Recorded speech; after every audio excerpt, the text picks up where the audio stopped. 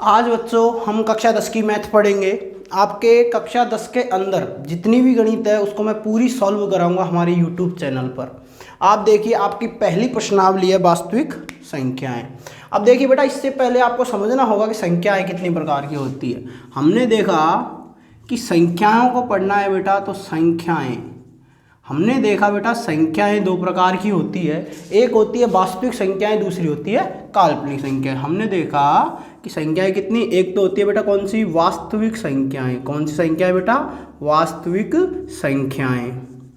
और दूसरी कौन सी होती है, काल्पनिक संख्याएं। कौन सी बेटा, काल्पनिक संख्याएं। काल्पनिक संख्याएं। अब वास्तविक संख्याएं और काल्पनिक संख्या वह संख्या होती है जैसे कि हमने मान लिया रूट के अंदर 5, वो भी कौन सा, माइनस का। अब माइनस में संख्या होती है लेकिन वो कौन सी होती है हम बता नहीं सकते, जैसे माइनस के 5 के रूट, ऐसी कोई संख्या नहीं होती, केवल मानी जाती है, इसलिए बोलते हैं उनको काल्पनिक संख्या। वास्तविक संख्याएं दो प्रकार की होती है। इसके अंदर बेटा वास्तविक संख्या कितनी प्रकार की होती है, दो प्रकार की होती है। पहली संख्या होती है वास्तविक संख्याओं के अंदर परिमेय संख्या। कौन सी संख्या बेटा, परिमेय संख्याएं। और दूसरी होती है कौन सी, इसका उल्टा अपरिमेय संख्याएं। एक तो परिमेय संख्याएं, एक अपरिमेय संख्याएं। तो परिमेय संख्या किसे कहते हैं, वह संख्या जिसे p बटा क्यू यानी अंश बटा हर के रूप में लिखा जा सकता है और उसमें q का मान क्या नहीं होना चाहिए बेटा, 0 नहीं होना चाहिए। वो कौन सी कहलाती है बेटा, अपरिमेय संख्या। वो परिमेय संख्या कहलाती है। देखो बेटा, वह संख्या जिसे p बटा क्यू के रूप में लिखा जा सके और जहां q बराबर नहीं होना चाहिए किसके, 0 के, वो कौन सी होगी बेटा, परिमेय संख्याएं होगी। परिमेय संख्या जैसे कि मान लिया हमने कितनी, 2/4, इसको 0.5 में लिख सकता हूँ मैं। 1/4 को कितना लिख सकता हूँ, 0.25 लिख सकता हूँ। ऐसी संख्या क्या होती है बेटा, परिमेय संख्या होती है। अब आती है हमारी कौन सी, अपरिमेय संख्या। अपरिमेय संख्या वह संख्या जिसे अंश बटा हर के रूप में नहीं लिखा जा सकता, यानी p बटा क्यू के रूप में नहीं लिखा जा सकता और जहाँ पर q का मान क्या होता है बेटा, 0 होता है। इसमें देखो बेटा, पाई का मान कितना, 3.14 ऐसे बढ़ती जाती है। वो क्या है, पाई की संख्या, जो भी क्या होती है, अपरिमेय संख्या होती है। और इसके अतिरिक्त हमने मान लिया √2, √3, √5, √7, यानी जिसका रूट नहीं निकाला जा सकता। जैसे कि 2 रूट का, जैसे √4 होता, इसके अंदर मैं लिख देता हूँ √4, लेकिन √4 तो क्या होगी बेटा, 2 होगी ना, और 2 को मैं 2/1 के रूप में लिख सकता हूँ। तो ये कौन सी संख्या होती है बेटा, परिमेय संख्या होती है। तो आपको समझ में आ गया परिमेय संख्या और अपरिमेय संख्या। अब देखिए बेटा, संख्याओं की और नॉलेज के लिए प्राकृत संख्या। बेटा प्राकृत संख्या किसे कहते हैं, प्राकृत संख्या। सबसे पहले प्राकृत संख्या वह संख्या जो 1 से प्रारंभ होकर अनंत तक जाती है, प्राकृत संख्या कहलाती है। कहाँ से प्रारंभ होकर, 1 से प्रारंभ होकर कहाँ तक जाएगी बेटा, अनंत तक जाती है, प्राकृत संख्या कहलाती है। उसके बाद में कौन संख्या, पूर्ण संख्या। कौन सी बेटा, पूर्ण संख्या।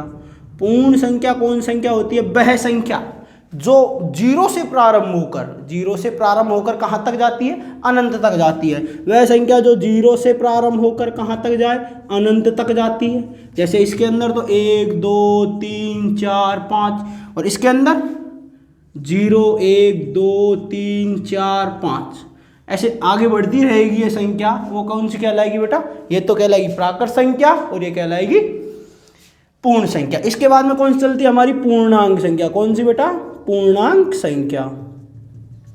पूर्णांक संख्या किसे कहते हैं, वह संख्या जो 0 के दोनों तरफ धनात्मक व ऋणात्मक अनंत तक जाती है। जैसे मैंने कह दूँ ये 0 है, तो 0 के इधर चलेंगे बेटा -1 -2 -3 -4 ऐसे बढ़ती जाए, कहाँ तक पता नहीं, कहाँ तक भी जाए। और इधर भी बेटा 1 2 3 4 ऐसे चली जाती है। वो कौन सी कहलाती है बेटा, पूर्णांक संख्या कहलाती है। तो हमारी ये पहली प्रश्नावली है जिसमें सम संख्या, विषम संख्या। जैसे कि सम संख्या किसे कहते हैं, सम संख्या। सम संख्या वह संख्या जिसमें 2 का पूरा भाग जाता है, या फिर जिसका इकाई अंक 0 2 4 6 8 ये बच जाता है, वह बेटा कौन सी कहलाती है, सम संख्या कहलाती है। और सम संख्या को हमेशा 2n या 2q या फिर 2m के रूप में दर्शाया जाता है। किसके रूप में दर्शाया जाता है? 2n 2q, यानी आप किसी भी संख्या का भाग दे लो, कोई सी भी संख्या, जैसे कि आपने 4 रख ली, 4 में 2 का भाग दोगे तो 2 बार जाएगा, बचा क्या? शेषफल 0। उसी प्रकार आप मान ले दो 10 में भाग दोगे 2 का, कितनी बार? 5 बार, तो कितनी बार? शेषफल कितना बच रहा है बेटा? वही 0। इसका मतलब हम जब भाग देते हैं तो 4 हमारे कब आएगा? जब 2 का गुणा मैं किससे करूँ? 2 से, प्लस में क्या आ रहा है? 0। उसी प्रकार बेटा देखो यहाँ पर 5 है, 10 कब बनेगा? यानी 5, 2 का गुणा मैं किससे करूँ? 5 से करूँ, क्या जोड़ूँ बेटा? 0। तो मैंने यहाँ पर 2n + 0 2q + 0 2m + 0 के रूप में दर्शाया नहीं, क्योंकि 0 का जोड़ो कोई मतलब नहीं होता है, इसलिए मैंने क्या किया? डायरेक्ट ही आपको इसमें दर्शा दिया। विषम संख्या, देखो बेटा हम विषम संख्या के बारे में पढ़ेंगे। विषम संख्या किसे कहते हैं? वह संख्या जिसमें 2 का पूरा पूरा भाग नहीं जाता है।